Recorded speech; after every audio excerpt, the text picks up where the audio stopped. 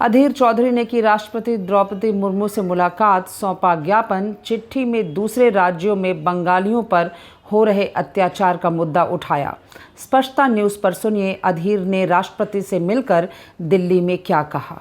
আমি আজকে ভারতবর্ষের রাষ্ট্রপতির কাছে সাক্ষাৎ চেয়েছিলাম, এর আগে আপনাদের বলেছি, সেই মোতাবেক আজ গেছিলাম। সাধারণত রাষ্ট্রপতি ভবনে আজকাল এরকম বিধিনিষেধ তৈরি হয়েছে যে ডেপুটেশন অর্থাৎ কোনো সেটাও হাতে হাতে দেওয়ার ব্যাপারে অনেক রকমের রেস্ট্রিকশন তৈরি হয়েছে, যেটা আগে কখনো আমার অভিজ্ঞতা হয়নি।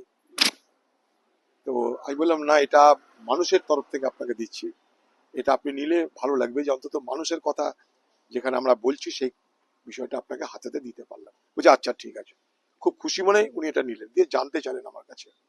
আমি তখন বললাম যে সারা দেশ জুড়ে পশ্চিমবঙ্গ থেকে যারা মানুষ রুটি করতে বাইরের রাজ্যে যায় তাদের উপর একটা অদ্ভুত ধরনের অত্যাচার হচ্ছে, তাদের সঙ্গে অদ্ভুত ধরনের একটা অন্যায় করা হচ্ছে, অবিচার করা হচ্ছে, পক্ষপাতিত্ব করা হচ্ছে।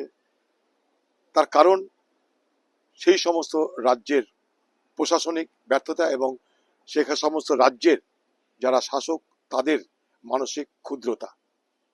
এবং আমি বলেছি যে দুর্ভাগ্যবশত এই ভারতবর্ষ জুড়ে যখন উন্নয়নের কথা বলা হয় তখন যারা পরিযায়ী শ্রমিক, এই উন্নয়নের যারা একটা স্তম্ভ, তাদের সঙ্গে কিন্তু অন্যায়টা করা হচ্ছে। ताज़ा तरीन खबरों और ब्रेकिंग न्यूज़ के लिए बने रहिए स्पष्टता न्यूज़ के साथ। ज़्यादा से ज़्यादा खबरों के लिए बेल बटन दबाकर लाइक, शेयर और सब्सक्राइब करें स्पष्टता न्यूज़।